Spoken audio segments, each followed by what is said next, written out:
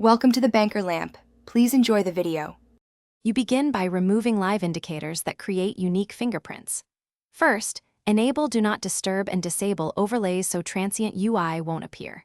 Next, select Window Capture or Virtual Camera mode in your recorder to avoid capturing desktop artifacts. You should inspect the target app now and identify any user-specific visuals, logos, email, timestamps, because those are what you'll remove or mask during recording. Once done, position Windows and start a short test clip to confirm only intended content is captured. Now focus on concealing identifiers while capturing. Use your recorder's live blur, pixelate, or overlay layers to hide names, account numbers, and timestamps. Chroma key a solid panel if needed.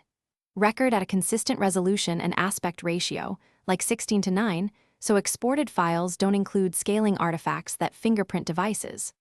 Also, switch to a neutral cursor and turn off pointer trails because cursor style can be unique. Once recording, keep a short segment for edit markers so you can precisely remove any missed details later.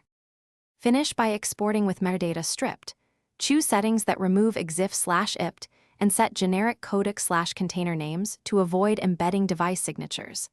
Then scan the final file frame by frame to ensure no residual identifiers remain. Re-edit or re-record any flagged sections. If audio includes personal info, replace it with neutral narration or mute and add subtitles. Troubleshooting tip: if a persistent fingerprint remains, create a short controlled re-record of that scene using a fresh virtual environment and compare hashes to confirm the issue is resolved.